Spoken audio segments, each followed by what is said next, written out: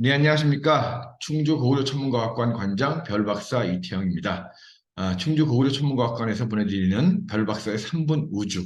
오늘은 해성에 대한 이야기를 해드리겠습니다. 그러면 화면을 공유하겠습니다. 자, 5만 년 만에 지구를 찾은 C2022 E3 해성. 이게 무슨 말일까? 해성 이름부터가 조금 어렵죠? 여러 가지 이제 여기에 대한 설명을 좀 해드리겠습니다. 자, 이 사진은 나사에서 공개한 이 C2022 E3 ZTF 해성에 대한 일러스트입니다. 뭐 이렇게 꼬리가 선명하고 이쁘게 보이면 얼마나 좋겠습니까? 하지만 이렇게 보이지는 않고요. 자, 지구 위에 아주 멋진 꼬리를 가진 그런 혜성이 나타났습니다. 5만 년 만에 다시 찾아온 초록 혜성이라고 합니다. 자, 이것도 역시 나사에서 공개한 사진들인데요. 외국에 있는 그런 사람들이 찍은 사진들입니다. 푸른 혜성의 중심 부분, 코마라고 하는데 그 부분과 뒤에 희미하게 꼬리가 보이는 지난 1월 말에 촬영한 사진들이 되겠습니다. 자, 이것은 저희 천문과학관에서 지난 주말에 별자리를 한번 찍은 거예요. 북쪽 하늘에. 자, 이 북두칠성이 막 떠오르고 있거든요. 그리고 그 북극성하고 그 사이에 C2022 아주 희미한 별로 보이죠. 희미하긴 하지만 밝기로 치면 약 한 4.5등급 정도의 밝기예요. 그래서 이 아주 시골하늘이라면 볼 수 있는 그 정도의 하늘에서는 눈으로 희미하게 볼 수 있는 해성인데요. 이렇게 저희가 사진을 찍었습니다. 초록색 모습이 잘 보이죠? 눈으로는 색깔이 정확하게 나타나지 않지만 그래도 뿌옇게 혜성의 핵과 코마 부분들 부풀어 오른 모습들이 보이고 희미하게 꼬리가 이 뒤로 뻗어 있는 모습을 볼 수가 있습니다. 자, 그래서 이게 지난주에 찍은 사진이고 지금은 혜성이 지구에 가장 가까이 접근해 있는 상태이기 때문에 이 모습을 조금 더 잘 볼 수가 있습니다. 저희 천문과학관에서는 이번 금요일까지 이 망원경으로 이걸 볼 수 있게 해드리고 또 옆에 CCD 카메라를 이용해서 계속적으로 촬영을 하면서 이 모습을 보여드리고 있습니다. 자, 이 2020년 네오 와이즈 혜성이라고 해서 정말 23년 만에 꼬리가 보이는 혜성이 나타났다 했는데 그 이후 3년 만에 맨눈으로 볼 수 있는 혜성이에요. 물론 꼬리가 멋지게 맨눈으로 볼 수는 없지만 그래도 우리가 쉽게 볼 수 없는 혜성, 특히 거의 5만 년 만에 다시 찾아왔다. 그러니까 뭐 거의 뭐 옛날에 네안데르탈인 시절에 왔던 혜성이다 이런 얘기도 나오고 있거든요. 자, 이 혜성은 이 지난 11월 달부터 조금씩 밝아지기 시작해가지고 자 1월 달이 되면서 거의 6등급 이상 올라오기 시작했습니다. 이 6등급 별의 밝기를 나타낼 때 제일 밝은 별을 1등성 그리고 제일 어두운 별을 6등성이라고 해요. 눈으로 볼 때 1등성과 6등성의 차이는 약 100배 차이입니다. 한 등급이 내려갈수록 2.5배씩 밝아지는 거예요. 그래서 지금 이 2022 E3 해성 같은 경우에는 자 이번 주가 가장 밝아지는 때인데 지난 주말에 거의 4.5등급, 5등급보다는 밝아졌거든요. 그래서 이번 주까지는 좀 더 밝아졌다가 이번 주말부터 조금씩 지구에서 멀어지면서 흐려질 것 같은 그런 예상입니다. 자, 지금 움직이고 있는 궤적을 보면은, 자, 여기가 북극성이고, 그 다음에 이쪽이 이제 작은 곰자리, 자국자라고 하죠. 그리고 북두칠성이 이렇게 있습니다. 지금 북두칠성과 북극성 사이를 이동하고 있거든요. 쭉 이동해 오면서, 자, 저희가 아까 동영상을 찍었던 데는 바로 요 위치. 작은 곰자리의 비타별 코카브 옆에 있었을 때의 모습이고요.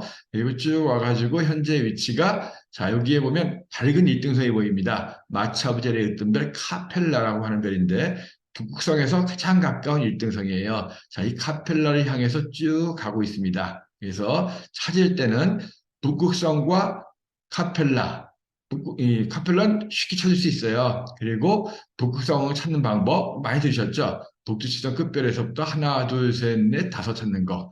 카시오페아가 이렇게 했을 때 이렇게 연결해가지고 카시오페아의 양 끝을 연결해서 이 부분과 가운데 뼈를 연결해서 하나, 둘, 셋, 넷, 다섯 이렇게 해서 북극성과 카펠라 요 별 사이에서 움직이고 있습니다. 근데 달이 밝기 때문에 눈으로는 맨눈을 볼 수 있는 혜성이다라고는 하지만 밤하늘에 익숙하지 않은 사람들은 거의 맨눈을 보기 쉽지 않을 것 같아요. 좀 정리하면 다시 한번 이 해성 같은 경우에는 자 1월 12일 날 근일점이라고 태양이 가장 가까이 접근했다가 서서히 움직이면서 북두칠성과 북극성 사이를 지났고 그리고 현재는 북극성과 카펠라 사이를 지나고 있으면서 이렇게 해가지고 서서히 자 이렇게 해서 황소자리 쪽으로 빠져나갈 겁니다. 황소자리 쪽으로 빠져나가는데 이때 이달 말까지는 망원경 속에서 좀 보일 것 같아요. 그래서 아무튼 이때가 지나가면 워낙 멀어지고 또 밝기가 어두워지기 때문에 보통의 망원경으로도 찾기 힘들 겁니다.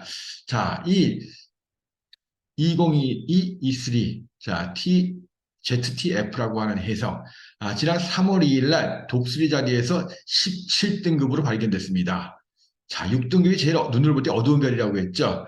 5등급 차이가 100배입니다. 그러면 이거는 6등급에다가 11배 차이잖아요. 그러니까 약 한 등급 차이는 2.5배예요. 우리가 볼 수 있는 가장 맨눈으로 볼 수 있는 어두운 별인 6등성보다 약 2만 5천 배 정도 어두운 그런 상태에서 사진으로 발견이 됐습니다.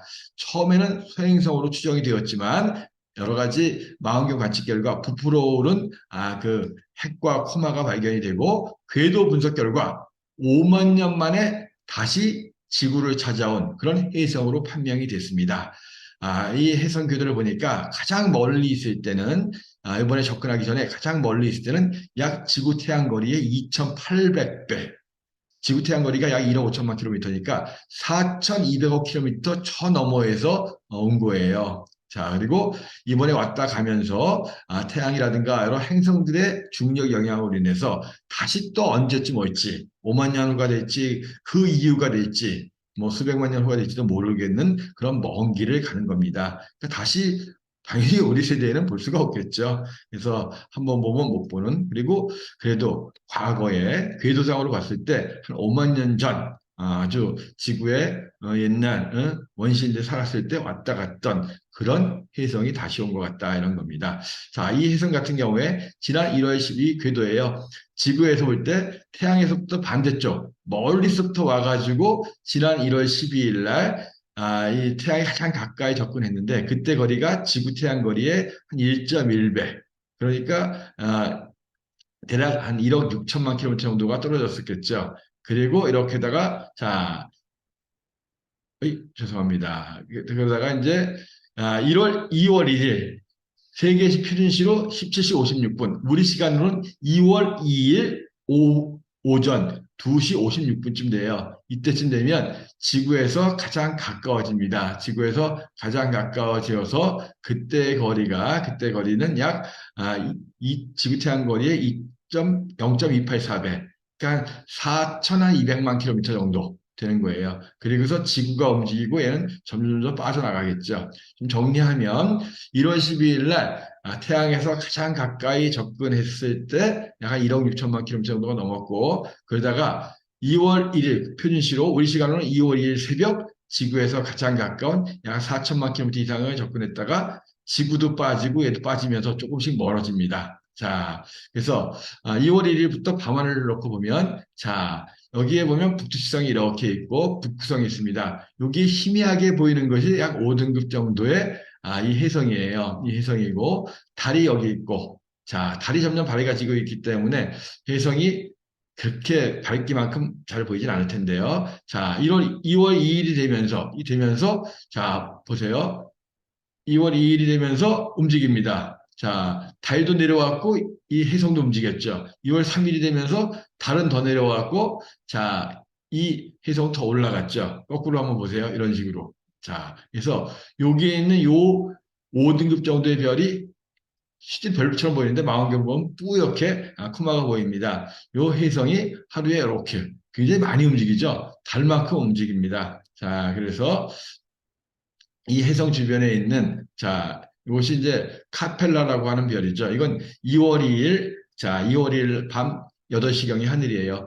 북극성과 카펠라 사이를 지금 지나고 있습니다. 지나고 있고요. 자 다른 그 저쪽에 카펠라보다 멀리 있죠. 자, 이 상태에서 이제 움직이는 거예요. 여기 보면은 이렇게 북두칠성이 이렇게 큰 곰자리가 있고 북성을 중심으로 작은 검자리가 있고 또 제일 밝은 1등성은 마차부 자리라는 별자리에 으뜸 별이 카펠라라는 별이고 자, 이 달이 있는 곳은 쌍둥이 자리 이렇게 해서 이제 달은 이쪽으로 흘러가고 혜성은 카펠라라는 별을 향해서 계속 움직여 갑니다. 자, 이 혜성 혹시 기억나십니까? 2020년 7월 23년 만에 맨눈으로 꼬리가 관측된 그런 혜성이었다. 이 서울 하늘에서 저희가 찍은 거거든요. 자, 그 당시 보면은 정말 아주 환한, 환한 이 저녁에 이 황혼이 사라지기도 전에 그때 이렇게 꼬리가 거의 눈으로 보일 정도로 잘 보였어요. 그래서 이 혜성을 기대하시고 이번을 보시면 안 돼요. 이건 정말 수십 년 만에 나타난 거고요. 이번에는 이거보다는 흐립니다. 하지만 그래도 이거보다 주기가 훨씬 더 긴 5만 년 만에 찾아온 그래도 우리가 망원경 속에서는 볼 수 있는 맨눈으로 겨우 볼 수 있는 그런 혜성인데요. 자, 네오아이즈 혜성 같은 경우에는 저희가 천문과학관에서 이렇게 스마트폰으로도 이렇게 찍을 정도로 잘 보였었어요. 그리고 망원경 속에서는 이렇게 꼬리가 굉장히 선명하게 나타났죠. 하지만 지금은 이 정도는 아니고 망원경 속에서도 이 중심 부분만 코마라고 하는 이 중심 부분만이 보이고 있습니다. 자, 이 C20223 혜성에 대해 조금 알아볼게요. 공식 명칭은 ZTF라고 불리는 혜성입니다. 혜성의 이름은 발견자의 이름을 따서 붙여요. 뭐 제가 발견됐으면 제가 발견했으면 리혜성 뭐 이런 식으로.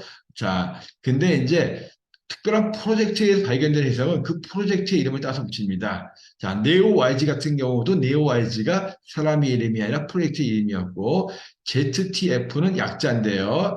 주이스키 트랜시언트 패슬리티. 이것 ZTF가 이 프로젝트에 의해서 발견된 혜성이에요. 이것은 이제 미국 LA 근교에 있는 팔로마 산에 있는 여기 있는 요 망원경이거든요. 이 1.2m 48인치 사무엘 옥슨이라고 하는 자동 망원경으로서 여기 있는 것으로서 이제 발견한 그런 이 천체입니다. 그래서 여기 있는 요망원경이거든요. 그래서 ZTF. 그래서 이 ZTF라고 하는 것은 기본적으로 이틀에 한 번씩 북반구에 있는 전 하늘을 갖다가 넓은 광시야로서 사진 찍는 거예요. 그래서 이거 민관과 공공이 민관이 함께 같이 정부와 민간들이 파트너십을 맺어가지고 하늘 전체를 사진으로서 한번 관측해 보는 거예요. 감시하는 거죠, 일종의. 그래서 이틀에 한 번씩 하늘 전체를 훑는 겁니다. 자, 여기에 있는 1.82m, 48인치 망원경을 가지고 여기에다가 카메라를 들어서 광시야 카메라를 달아서 이제 찍는 거거든요. 그래서 이 컬러마 탐지대가 이렇게 돼 있어요. LA 근교에 교과서에 가끔 나오죠. 여기 있는 이 돔이 가장 큰 4m짜리 망원경이 있는 곳이고요. 자, 여기 있는 요 망원경이 바로 사멜 옥슨 로보틱 망원경이 있는 곳입니다. 그래서 여기에서 자, 이 돔이에요. 여기에 있고 여기에 보면 이런 자 1.2m 지름을 갖고 있는 이런 사멜 옥슨 자동 망원경이 들어 있고요. 여기에다가 요 끝에다가 눈으로 보는 것이 아니라 여기다가 이렇게 자 이 커다란 이 CCD라고 하는 카메라를 달고서 사진을 찍는 겁니다. 하늘을 감시하는 거죠. 전 하늘을 갖다가 북반구에 있는 전 하늘을 이틀에 한 번씩 찍는 거예요. 그래서 이틀마다 뭐 변화가 있는가? 해보니까 이 어느 별들은 항성들은 움직임이 없잖아요. 근데 소행성이라든가 해성 같은 경우는 움직임이 있습니다. 전날 찍은 거랑 위치가 달라진 거죠. 그걸 보면서 이것은 해성이다 아니면 소행성이다. 이걸 갖다 찾아내는 건데 찾아놓고 나니까 그 당시에 밝기가 17등급이었다는 거예요. 눈으로 볼 수 있는 가장 어두운 6등성보다도 한 2만 5천 배 어두운 그런 희미한 별을 발견한 겁니다. 그리고 며칠 동안 발견해서 추적해 보니까 그 궤도가 거의 5만 년 전에 지구를 한번 왔다 갔던 그런 혜성의 궤도가 나온 거죠. 자, 이렇게 이제 이해하시면 되고, 여기에서 C20223라고 하는 것은 임시 번호예요. 임시 번호가 부여되고, 그 다음에 정식 명칭이 붙이는데요. 요 연도 앞에 붙는 CP 뭐 이런 것이 있는데, 이거는 약간 어떤 혜성이냐는 거예요. 그래서 P라고 하면 주기 혜성이다. 피어리딕 커메트 해가지고 주기가 200년이 안 되는 그런 혜성들을 P라고 쓰고, 그 다음에 그 주기가 200년이 넘어가는 것들, 그리고 아예 주기를 잘 모르는 것들, 이런 것들을 C라고 표시합니다. 이건 뭐 5만 년 만에 왔다라고 하니까 정확하게 주기를 알 수가 없어요. 그리고 다시 가게 되면 앞으로 5만 년 후에 다시 오는 게 아니거든요. 이 정도면 올 때마다 태양의 중력이라든가 지구의 중력, 행성들의 중력에 영향을 받으면서 궤도가 바뀌게 되거든요. 이렇게 비주기 해성은 C라고 표시합니다. C202라고 하는 것은 비주기 해성이고요. 자, 여러 가지 이제 앞에 붙는 문자에 따라서 달라지는 거예요. 옛날에 뭐 I라는 것도 있었어요. 그럼 인터스텔라 해서 오umu아무아 들어보셨나요? 그래서 태양계 바깥에서 온 그런 천체든 뭐 I라고 표시하기도 하고. 자, 그래서 E3라는 말이 나오죠. E3라고 하는 것은 뭐냐면 시기를 나타내는 거예요. 영화의 알파벳을 이용해서 12자리 갖다 상순하는 하순으로 나눕니다. A는 1월 상순, B는 1월 하순, C는 2월 상순, D는 2월 하순. 그리고 3월 상순, F는 3월 하순. 이런 식으로 하는데, 자, 알파벳이 26개잖아요. 그 중에 맨 마지막에 Z는 빼고, 그 다음에 I하고 J 나오는데, I는 일자하고 오인될 수가 있겠죠. 그래서 I를 뺍니다. 그래서 I를 뺀 25개 알파벳 중에서 마지막 Z를 제외한 24개를 가지고 시기를 나타냅니다. 그래서 E가 들어갔기 때문에 A, B, C, D, E, F, E 3월 상순에 발견됐는데 3이니까 3월 상순의 세 번째로 발견된 해성이라는 뜻입니다. C가 해성, 이 비주기 해성이라는 뜻이고 2022-23라는 것이 2022년 3월 상순의 세 번째로 발견된 3월 2일에 발견됐죠. 이렇게 표시를 합니다. 자, 해성이라고 하면서 한마디로 지저분한 얼음덩어리예요. 이것은 이제 2015년 가을에 자, 이 해성 67P라고 하는 이 추리모프 캐러시모뱅크라고 하는 해성을 탐사하러 갔던 로제타 탐사선이 촬영한 모습인데요. 이건 꼭 오리같이 생겼었죠.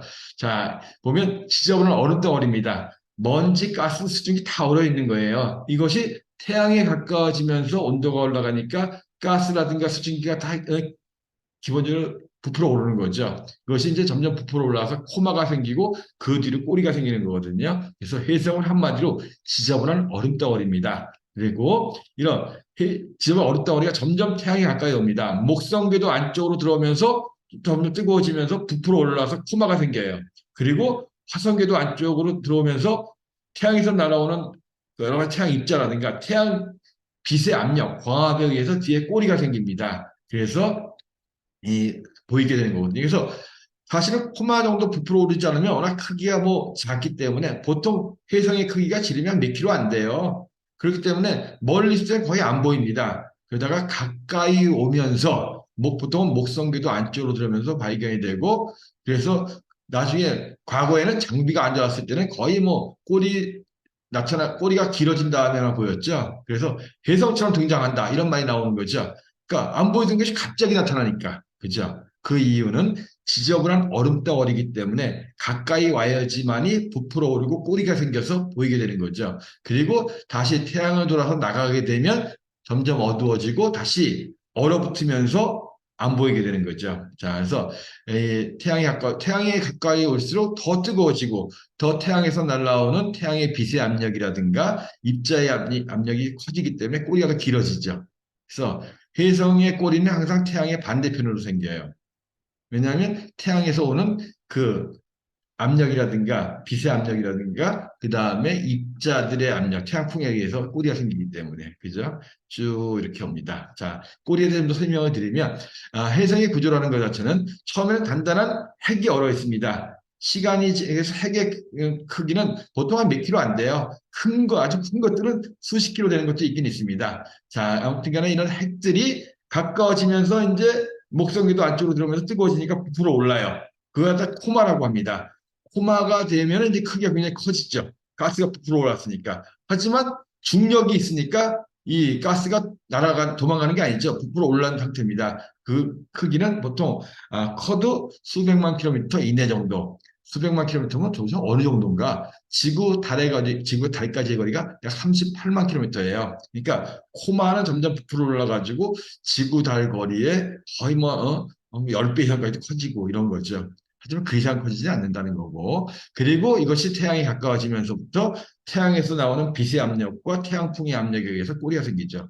근데 빛의 압력이 있느냐 이렇게 뭐 의문하는 사람도 있어요. 근데 사실은 지구궤도 정도에서는 태양에서 오는 빛의 압력이 태양 입자들의 압력보다 훨씬 더 셉니다. 그래서 사실은 꼬리가 이 태양풍보다는 빛의 압력으로 훨씬 더 길게 뻗는 거예요. 자, 해성의 구조를 좀 더 자세히 보면은, 자, 중심에 핵이 있죠. 핵은 크게 작아요. 단단하게 얼어 있는 거예요. 이게 이제 부풀어 오르면서 이 가스가 피어오르면서 코마가 생깁니다. 코마는 이렇게 둥그렇게 되는 거죠.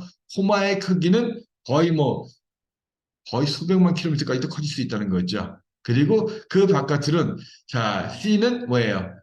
여기에서부터 꼬리가 생기는데 꼬리가 두 가지예요. 자, 태양의 아주 가벼운 것들, 태양 빛의 압력이라든가 여기에 의해서 쫙 바로 뒤로 태양의 정반대편으로 뻗는 이 꼬리를 갖다가 가스 이온 꼬리라고 합니다.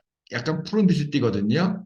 그런데 여기에는 지저분한 얼음 덩어리니까 먼지라든가 여러 가지 알갱이도 있겠죠. 이런 알갱이들은 이 오는 궤도 쪽으로 이렇게 휘어져요. 다가오는 궤도 쪽으로 이런 약간 누렇게 보이는데 이걸 먼지꼬리라고 합니다. 그래서 먼지꼬리가 휘어진 방향이 바로 이 해성이 오는 방향이에요. 이온꼬리의 반대편에 태양이 있고 휘어진 먼지꼬리 쪽이 바로 이 해성이 왔던 그 궤적이 되겠습니다. 그리고 여기에 보면 그리고 가장 가벼운 수소 원소들 이런 이 수소 원자들이 둥그렇게 이렇게 이제 코마 뒤로 이 환처럼 보여요. 이걸 갖다가 하이드로겐 엠벨로프 하는데 거의 뭐 눈으로 보이질 않죠. 이건 당연히. 그리고 이제 이것이 이제 해성이 움직이는 궤도고 이것이 태양의 방향이고. 자, 그래서 해성의 꼬리를 보면 태양의 방향을 알 수가 있고 먼지 꼬리를 보면서 이 해성이 어느 쪽으로 움직이고 있다 하는 것도 어렴풋하게 짐작할 수가 있습니다. 해성의 구조였고요. 자, 그래서 이걸 보시면 혜성에 가스꼬리와 먼지꼬리가 있습니다. 먼지꼬리가 휘어진 쪽이 바로 오고 있는 방향이고요. 그죠? 그리고 이 이온꼬리가 있는 쪽은 항상 태양의 반대편 쪽이에요. 그죠? 이온꼬리만 봐서는 이 혜성이 이 방향인지 시계 방향인지 반시계 방향인지 모르죠. 하지만 이렇게 먼지꼬리가 휘어진 방향을 보면서 이렇게 이 방향에서 그러니까 오른쪽에서 왼쪽으로 반시계 방향으로 움직이고 있구나 하는 걸 알 수가 있습니다. 자, 혜성은 그럼 어디서 왔을까요? 혜성의 고향은 두 군데라고 합니다. 짧은 주기, 단주기 혜성 같은 경우에는 자, 해왕성 근처에 카이퍼 벨트라고 하는 얼음 덩어리에 작은 천체들이 많이 모여 있다고 해요. 이 중에 하나가 또 명왕성이다. 그래서 그 이유 때문에 명왕성이 행성의 지위를 박탈당하고 외행성으로 강등당하기도 했죠. 자, 아무튼 해왕성 근처에 아주 얼음 덩어리에 그런 자그마한 천체들이 많이 모여 있는데 그곳을 카이퍼 벨트, 카이퍼라는 천문학자 이름을 따서 카이퍼 벨트라고 하는데 이 카이퍼 벨트가 짧은 주기에 이 해성들의 고향이다. 뭐 명왕성만 해도 기껏해 65km예요. 근데 이번에 온 이 C202 E3 같은 경우는 거의 얼마나 했어요? 제가 4천 거의 4,200억 킬로미터 정도 뒤에서 왔더라고 했잖아요. 그 먼 곳이 어떻게 거기서 왔겠느냐? 또 하나의 가설이 있는 것이 뭐냐면 지구로부터 한 1광년 떨어진 곳에 오르트 구름이라고 하는 얼음의 띠가 있을 것이다. 여기에서 뭔가 튀어져 나온 놈들이 들어와서 긴 장주기 해석이라든가 아니면 비주기 해석이 된다. 이런 이야기가 있습니다. 그래서 우리가 놓고 보면은 자, 태양이 있고 쭉 하면서 자, 수금지와 목토, 천, 해 죠. 명성이고 이 근처 어딘가 요 근처 주변에 이 근처 주변에 자, 이 근처 주변에 카이퍼 벨트라고 해가지고 얼음 천체들이 많이 있어요. 이 카이퍼 벨트가 명왕성도 그 중에 하나고요. 그래서 해왕성 근처라든가 그 너머에 있는 이 얼음의 띠 카이퍼 벨트가 이 짧은 주기 해성들의 고향이고요. 그리고 자, 이 뒤에 여기에 보면 이게 이제 태양권이라고 하는 부분이 있습니다. 태양권이 뭐냐 하면 태양 입자들, 태양풍이 도달하는 끝이죠. 이것이 이제 대략적으로 이제 어, 태양적 거리가 한 200억에서 300억 뭐 이 정도 킬로미터가 넘는데 자, 이 정도 보이저우가 여기 벗어난 거죠. 이 넘어서더라도 태양풍 입자들이 도달하지 않지만 이 너머에도 태양의 중력은 계속 미칩니다. 태양의 중력이 미치는 거의 끝부분, 자, 그 부분 1광년 정도, 약 9조 킬로미터 정도 떨어진 이곳에 오르트 구름이라고 하는 얼음의 띠가 있을 거라는 가설이 있어요. 그래서 여기에서 온 친구들이 바로 장주기 해석이나 비주기 해석이 되는 거고, 자, 그래서, 그러니까 여기에 와가지고 이렇게 될 수도 있고, 와가지고 이렇게 될 수도 있고, 한 번 왔다 영원히 갈 수도 있고. 근데 워낙 멀죠. 여기까지의 거리가. 근데 실제로 오르트 그룹은 발견된 적은 없어요. 그런 것이 있을 거다라고 이제 이 가설을 세운 거죠. 근데 거의 뭐 있을 것 같다는 생각이 드는데 아무튼 이렇게 이번 C2022 ZTF 회성은 오르트 그룹에서 발현되어 가지고 자 태양을 도는데 5만 년 전에 왔다 갔다 약 한 4,200억 킬로미터 이 근처 어딘가에서부터 왔다가 다시 가고 있다 하는 거고 2020년 네오와이즈 해성에 이어서 자 3년 만에 맨눈으로 볼 수 있는 해성이다. 하지만 꼬리를 보긴 어렵고 안타깝게도 달빛에 의해서 이 한 5등급 되는데 눈으로 보긴 좀 어려울 것 같고 망원경 속에서는 잘 보이고 있습니다. 자, 천문과학관 이번 주나 오시면 저희가 이 금요일 날에는 해성 특강도 이거 내용도 강의도 해드리고 망원경을 보여드리거든요. 자, 지금 뒷면에 제가 뒤에 보이는 것처럼 희미하지만 해성의 중심 부분 볼 수가 있고 저희가 계속 CCD로 촬영하면서 그것이 움직여가는 그런 모습들도 보여드리고 있습니다. 충주고려 천문과학관 오셔가지고 5만 년 만에 나타난 초록 해성 C2022 E3 ZTF 해성 구경 한번 하시기 바랍니다. 자, 오늘도 들어주셔서 감사하고요. 충주고려 천문과학관 별박사 이태영과 함께했던 별박사의 3분 우주 오늘은 여기서 마치겠습니다. 감사합니다.